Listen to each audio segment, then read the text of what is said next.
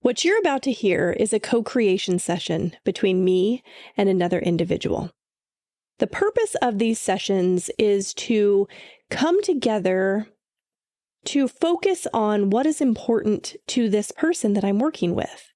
But it's more than that, because that could really define a therapy session.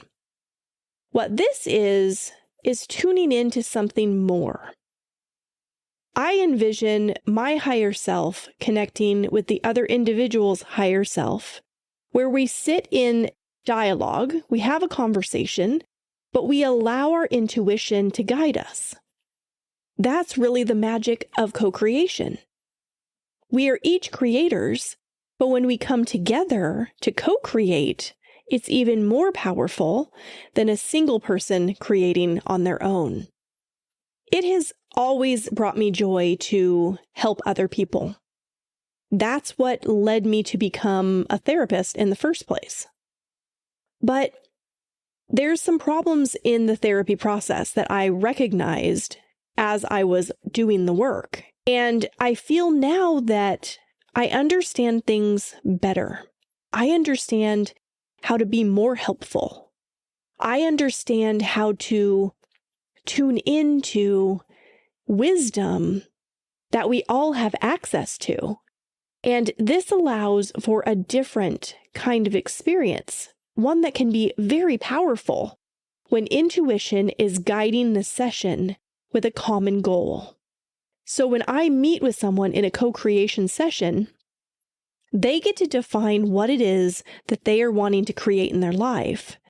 And then I allow my higher self to jump on board with that and open up the airways, so to speak, for my intuition to bring in any kind of information that might be helpful for that individual. And they do the same. It's kind of a dance, because really we're just talking back and forth and we're having a conversation. There's a dialogue going. It's solution focused, but it also brings in my education with psychology. It brings in my expertise with law of attraction and universal law in general. And it comes together in this beautiful co-creation experience. So I hope you enjoy listening to us as we co-create. And if it's something that is appealing to you, if it resonates, and you feel like maybe it might be beneficial for you, then maybe you would like to have a co-creation session all of your own. Without further ado, let's get into it and co-create. Everything is working out for me. It's working out for you, too. It just takes believing that it is. We can have, be, and do anything. The key is to care about how you feel and choose to feel good right now. Hey everyone, I'm here today again with Tera, and we are going to have another co-creation session together. And Tera and I started talking a little bit before the session, kind of just trying to get some bearing on what we were going to focus on. And some really important and beneficial things came up for Tera that I think you all are going to be able to benefit from listening to, because it's something that we all can relate to. And it's one of those when things are not going exactly as you want them to go, and what to do in those moments. So we're going to get into it. Tera, thanks for being here today. I really appreciate you taking the time and sharing this with the audience. Thank you. I'm very glad to be here. So can you kind of give everybody just a little rundown on what you told me has been happening lately for you? Well, my son and I, we actually wrote a list because he was immersed in it with me. And he said, Mom, I think that there's really quite a few things more than usual that are going on. And it's just some tiny things, like the toilet overflowing and your internet's not working when you're trying to start a podcast. And so it's gone on for a few days now. And then the most significant, I think, for me was that when my joy gets interrupted. So I've got this tiny slinky here. Oh, you brought it. I'm so glad you brought the tiny slinky. It truly is the most amazing thing. If you guys don't have this in your life, get one on the internet or at your local store. So I was playing with it and it got tangled and knotted, which is a challenge. And so that was after everything had happened, really significant things and shifts in life, as well as just, oh, the water's overboiling in the pot, simple things. So just sort of a pile on. And I was in that moment with my tiny slinky. And I took a breath and I said, okay, you're just going to be art now, just twisted, tangled art. And I'm not going to keep being frustrated trying to, figure you out. Just let it go, because that's what you have to do. And just let it go and prepare yourself for the next thing that's going to come up, whether it's chaos or something beautiful. You don't know, but just meet it with calmness and grace. The funny thing was, though, sometimes it just takes a day. It just takes one day, one breath. I met the tiny slinky the next morning and I sat with it, and I had time and I made time. I said, we're going to sit here and, see if a solution can happen. And I did, with more patience. The tiny slinky is now back in its form. But for me, the tiny slinky didn't care, right? It had no feelings at all about anything that went on. But for me, that was incredibly meaningful and just so many life lessons through that moment with my tiny slinky. I love that you just took the time. You're like, okay, now's not the time for me to deal with this. I'm going to set it aside. You even put a little bit of positive spin on it. Like, you're going to be art over there now. And you just let it go. And then sleeping on it. And then the next day you were able to come at it from a different point of vibration because you weren't so negative at that point. And then you were able to focus, be patient with it, and unravel your tiny slinky and get your joy back. Yeah, absolutely. So it got me thinking about, we've all kind of been in those times where it seems like an avalanche of negativity is coming. And no matter what you do, you're not getting the result that you want. And it's kind of overwhelming and sometimes really confusing. Like, I don't get this. I'm usually a really positive person, and I know you are, and you gear things that way. And so it can be like, why is this happening? But it comes down to some really simple things as to why it's happening. And I'm just going to kind of brush over that a little bit. One thing is there's point of attraction. And the way that we know what vibration we're putting out is by seeing the things that we are manifesting. And those experiences you were having are manifestations. So that tells you a lot about what your point of attraction is, what frequency you're vibrating at. Because if you're getting things you don't want, it means you're probably lower on the scale than you want to be, and you're attracting those things. And sometimes that's hard to accept. People don't want to accept that they are the ones creating those things. But that is how law of attraction works, is it's responding to what it is you're offering. And then it builds momentum. That's the other thing. Because as you start having these experiences and you're in it and you're offering some emotional response to it, which is usually negativity because it's things you don't want, then you start building some momentum, attracting those things, and it just kind of follows you. It kind of reminds me of somebody who wants to leave their job because they're unhappy at their job. And so they're like, I can't do it anymore. I'm quitting. And they quit their job and they move to a new job. And for a while, it feels really hopeful. And the next thing you know, they hate that job because they didn't actually clean anything up. They took themselves with them to the new job. Does that make sense? Mm-hmm. So I feel like some of that was going on. Can you talk about how you had been feeling around that time period where all these things were kind of happening? Absolutely. So part of me wonders and kind of steps back in the observer mode, wonders if it, for me, is more of a cyclical, monthly situation. And I think that I am starting to observe, or at least I've said it out loud a few times to know that I've noted to myself that there's about 4 days a month. specifically timed for my cycle that I like to call it balance, where there's some things that I might need to focus on that I've been kind of slacking on because all of the other days that are not those 4 days are filled with joy and awesomeness and vibrance. And then it's like, whoa, whoa, whoa, let's balance it out. Let's make sure we don't get too far ahead of ourselves, because there are things going on in the background that do need to be tended to.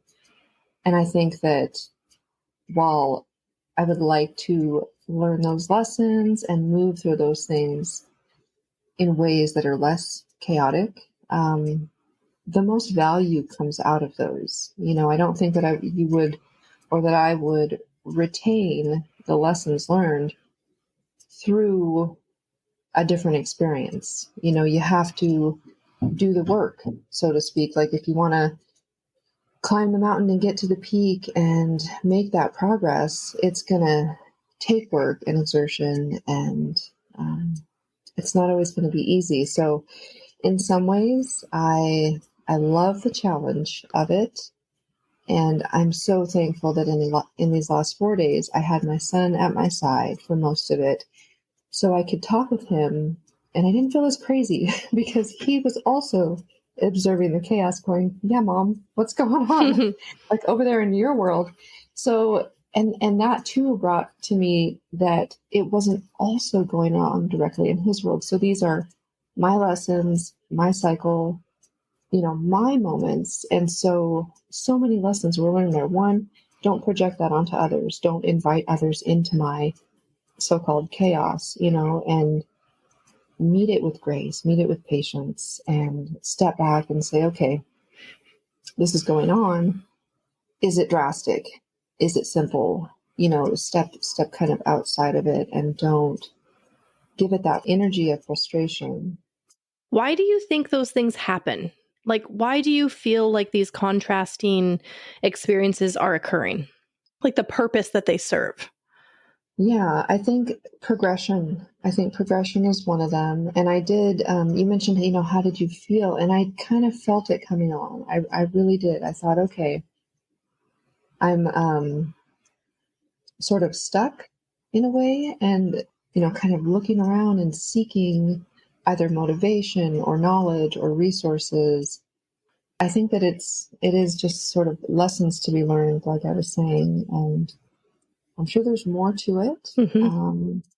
And maybe you have an idea or something or perhaps experiences like this, of why these things tend to come into your path. Well, you're right. I was kind of leading there because I did have something that I wanted to contribute to that. But first, let's talk about the emotional piece, because you mentioned that you did feel it coming on. And that's huge. That's telling me that you're tuned in to your guidance, and it's letting you know that that's your vibrational frequency. Because if you feel something kind of like, ugh, then that's what you're offering. Because emotions aren't actually creating anything, but they are communicating to you what you're creating. And that's important to realize. So that's why feeling good is so important. And that's why I talk about that so much on the podcast. Because when you're feeling bad, you're creating the things you don't want. It really requires you to be feeling good in order to be in that space. But nobody feels good all the time. Nobody does. And you're really good at gearing it that way. So I don't think that you're doing anything wrong. I don't think you could do anything better. It's just one of those things where it's like an acceptance. And maybe this will help a little bit. When those contrasting experiences do happen, it's actually serving you in a really big positive way, because those experiences are happening so that you can get specific about what it is you really do want, what it is you do want to create based on what you know you don't want. I mean, when the toilet overflows, you know that, well, you want a fully functioning toilet that operates the way it's supposed to, and you don't want to have to clean up big messes like that. So that's your rocket of desire that's shooting off at that moment. as you experience the yuck of this experience you don't want. And so if you can kind of think about that when it's happening and know, okay, I'm just in contrast right now. This has to happen in order for me to put something I really do want into my vortex. And then that can kind of mellow it out a little bit, allow for you to align with what's happening, because everything is always working out. It's just a matter of aligning with that energy versus the contrasting energy and feeling your way through that. Does that make sense? Absolutely. Yeah. And it's sort of, I can also feel it kind of coming out now, yesterday a little bit. And then today, even though I had some technical issues getting online with you this morning, I thought, oh boy, here we go. And then it worked out though, like almost instantly. It did. Yeah. I just, and you know what though, another really, really important thing, something happened. I spilt my coffee and then another chain of events led to another. And then I ran into a friend and that sparked conversation. And so that just settled really well with me and it does help knowing full well that things are totally working out for you, even when your coffee spills, because that event is going to lead you to the next thing, the next resource, the next person that you need to help with, to be aligned with, or the event that's going to progress you. And I was stuck making a few different decisions about, which path to take. And so yesterday, some clarity came. And I think that one of my questions is, I'm a person of many passions, so many, too many. And so, which direction to take, and whatever's fueling me at 11 o'clock at night before bed, that I want to stay up and do it rather than go to sleep, even though I know I need sleep. That's the thing that I want to continue to pursue. And so that sort of solidified last night after this chaotic 4 days. So absolutely, things do grow out of these moments. And I'm so thankful. So in talking about your cycle, is it always 4 days, or is it just around 4 days usually? It is. It's approximately 4 days. Okay. And are you particularly fatigued in that time? Do you really just want to rest? Yeah. So I took the time to actually write this down, a few months of it, to see if there were any patterns. And there definitely are. And there's moments of rest. And I try to listen to those and make sure that as much as I can, I'll set myself up for, don't make too many appointments around that time and that sort of thing. So I try to be a little preemptive, but also I don't know, it's not like on the 12th of every month, sort of thing. It does fluctuate a little bit as far as date and times.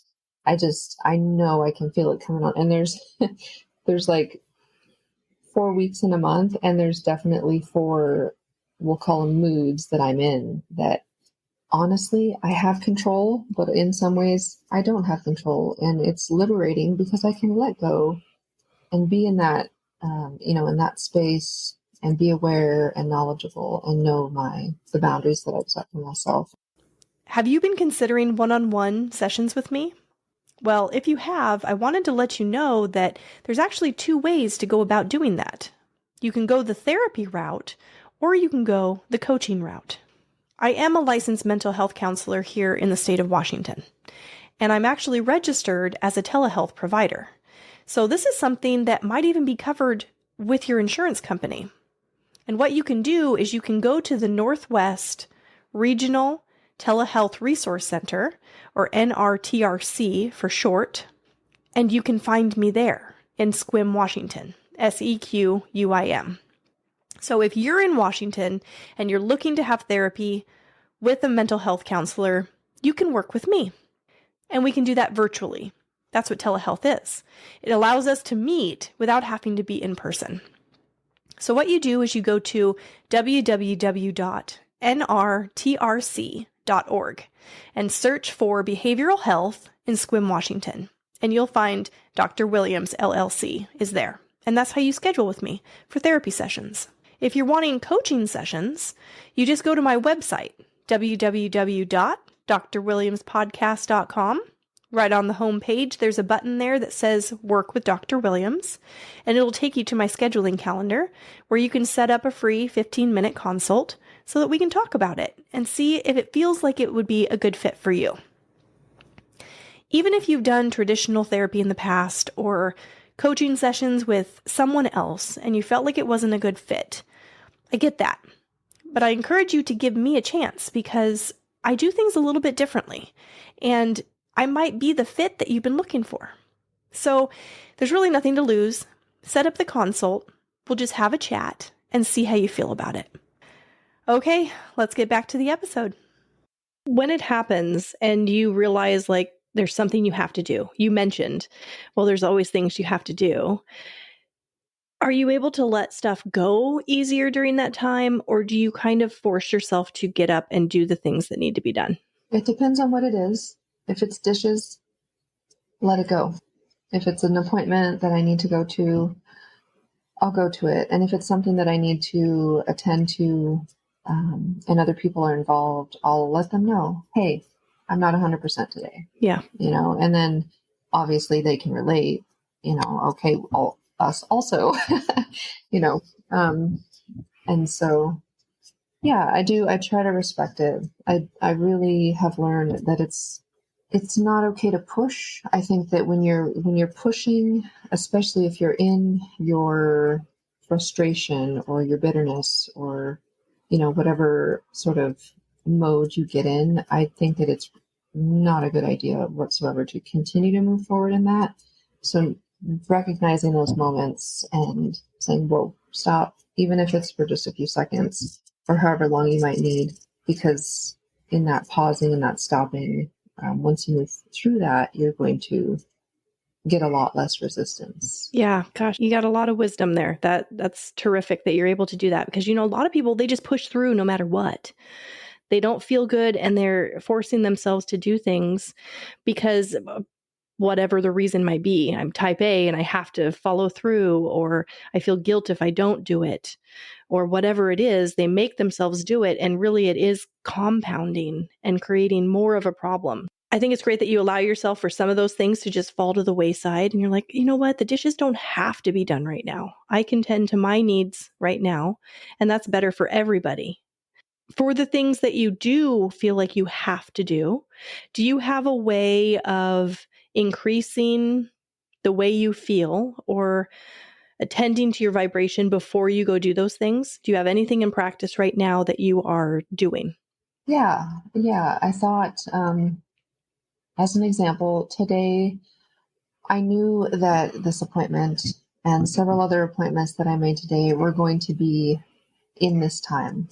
And that's fine. Life goes on, and I can't just go retreat for 5 days when I need to.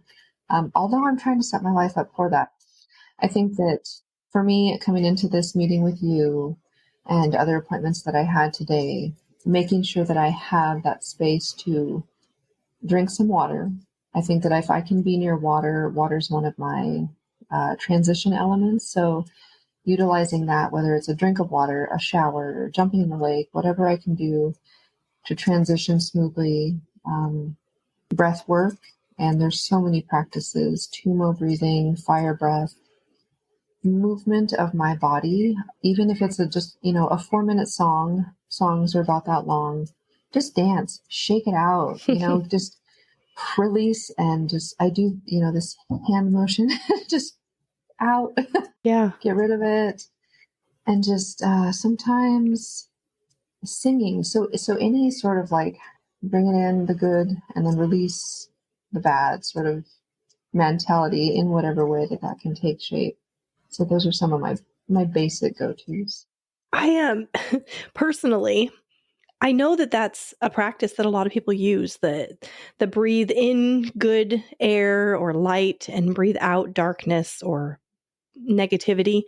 I struggle with that. And I don't know what it is about it, but I like to breathe in good and release good because I feel like if I'm releasing negativity, then I'm acknowledging that I had it in me. And I don't even want to acknowledge that.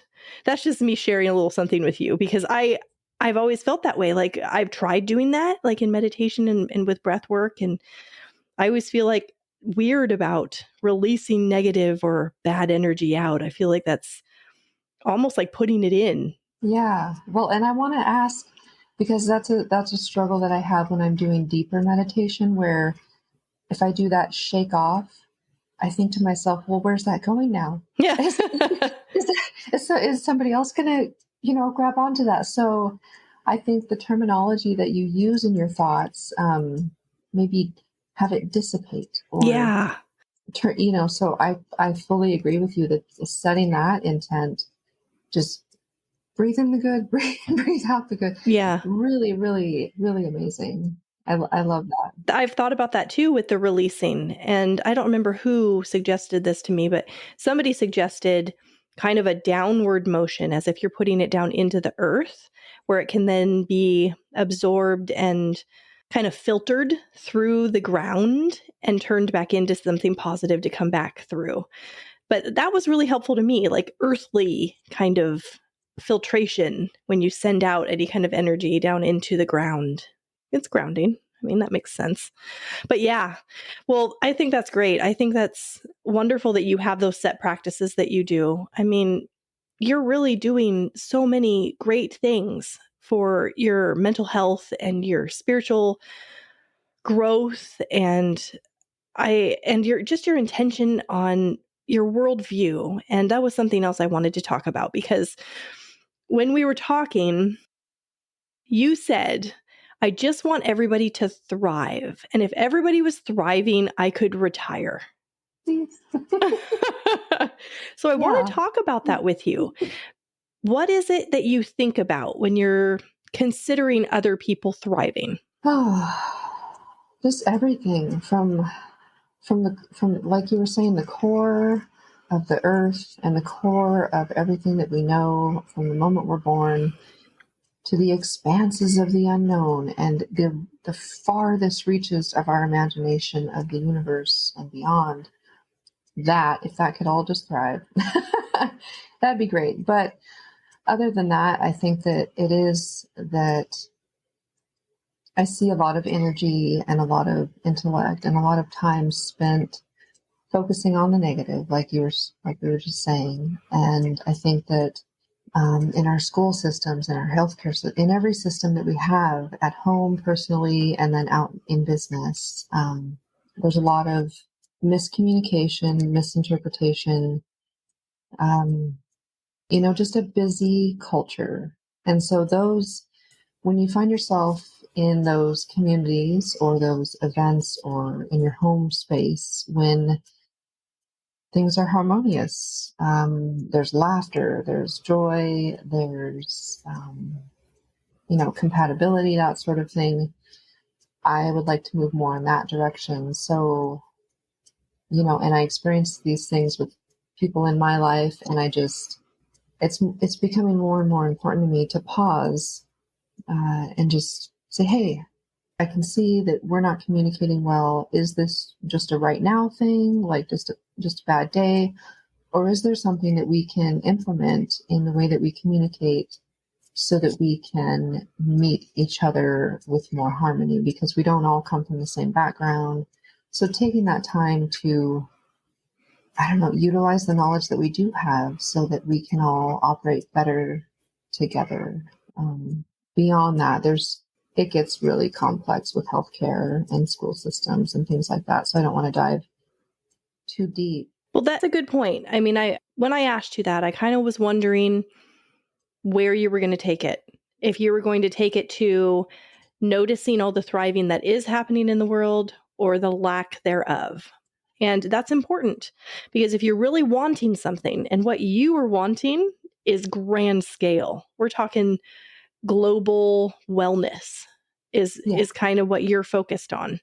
And that can seem really big and complex and hard to grasp, but it is very possible, and it is in the making. And there's a lot on both ends of that are happening at any given moment. There's a lot of thriving happening, and there's a lot of lack of thriving that is happening. And where we choose to focus determines our part in that creation.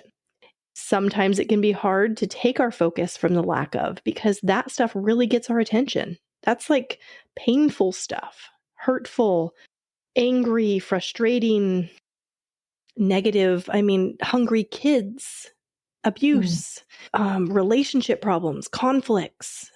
There's a lot of, war, there's a lot of really big negative things that are really out in front of us a lot of the time, because that's the stuff that makes the page. And when we focus on it, which is easy to do, we're actually contributing to it. So with this notion of creating thriving for everyone, I love it so much. I love that that is your focus and your intention, because I align with that. That's what I want. That requires a little bit of ignorance and putting our head in the sand. And some people don't feel comfortable doing that because they're like, no, this stuff over here is real and we got to talk about it because we need to do something about it.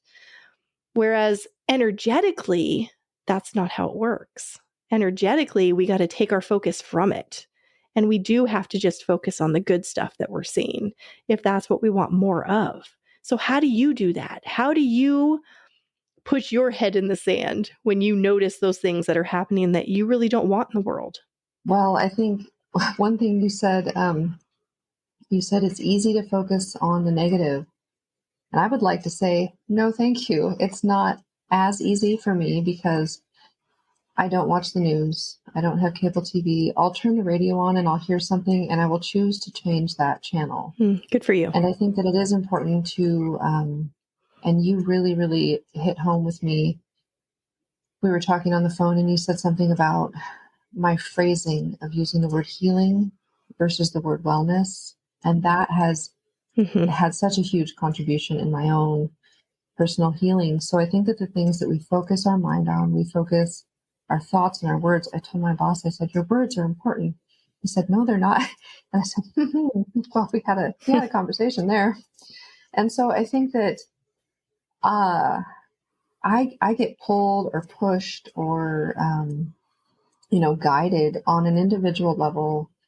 As an example, a person was going through a breakup and they were having a challenge, and a lot of people meet a breakup, whether it's your work or your romantic relationship, with distaste, sorrow. And yes, while those emotions definitely need a moment and need to be tended to, I offered to this person I was speaking with that in those moments, the person that you love, that you have this, choose love, choose celebration, basically is what I said.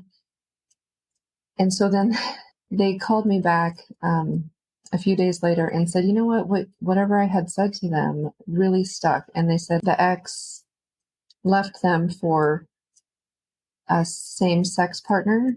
And so it's the month of June. Yay. And so he sent his ex a letter saying just sort of a celebratory thing.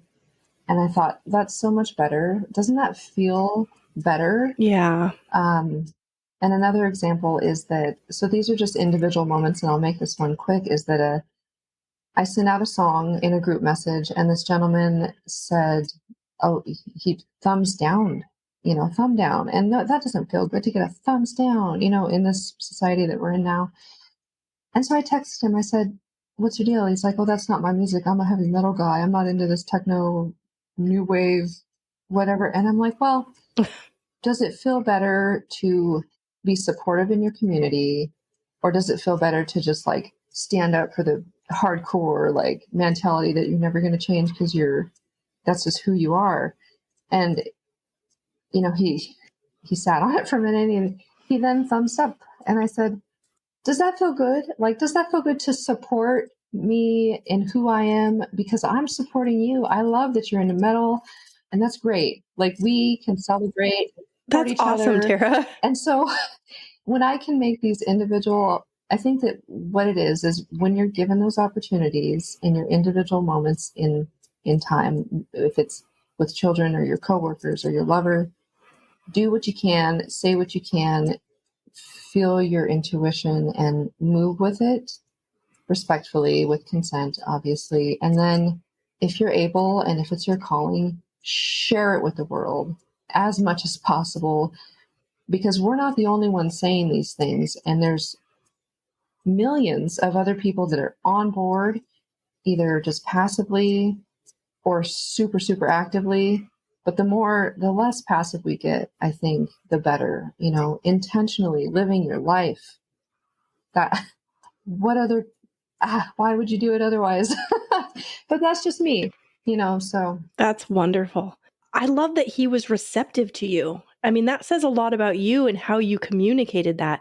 There was no defensiveness there. Which he could have easily been defensive, but because you presented it in such a way and he opened, that's a beautiful thing. Another real quick, I noticed when, in those 4 days, a lot less receptivity. And then when I am more aligned, so much more receptivity. And it's almost to a magical, like, whoa, this person has blocked me off for years. And now all of a sudden, to acknowledge the fact that, that they're receptive, it's so meaningful and I don't know, powerful. It's unbelievable. That's saying a lot about you too, because you're right. You're talking about the receptivity of others, but really we're always in a receptive mode of something. And what we are receiving are those manifestations we're recognizing around us. And during those 4 days, your receiving mode is a little lower than what you're used to. And then when you do get more aligned, now you're in that receiving mode of being higher on the scale and receiving the things that you do want. It's awesome that you even recognize that, because that just goes to show that when you are out of alignment, you're feeling it in a really big way and you're noticing it. And if that's only 4 days out of the month, I think you're doing pretty great. Yeah. Don't you? I mean, 4 days is really minimal. Yeah. I'm like, all right, I can chill for 4 days. No worries. Right? Yeah. I wanted to clarify, just for anybody listening, you brought up the healing versus wellness thing, and I wanted to clarify on that. You had mentioned some affirmations that you had designed, that you came up with on your own. And one of them had to do with talking about healing. And what I had shared was that I like the word wellness better, just because it has more of a positive energy, because healing is acknowledging that there's something there to be healed. There's something there that is not well. And so we normally look at healing as a positive thing, but when you're looking at it energetically, you have to look at what that underlying energy is kind of referring to. So I just wanted to clarify that. But I think that I'm really impressed with you. I just think that you're doing so awesome. And I think that your contribution to the world is extreme. And I appreciate it. And I love that you're putting it out there and you're sharing it with other people and they're feeling it and they are responding to it. And that's, somebody like me, I appreciate that so much, because that's where I'm coming from. Like, that's the point, like you said, of living, is to be that. And I love what you're being. Yeah, it would be purposeless without you, without others. So thank you for being a part of it. If you're enjoying the podcast, you can show your support by leaving a rating and a review on your favorite podcast platform.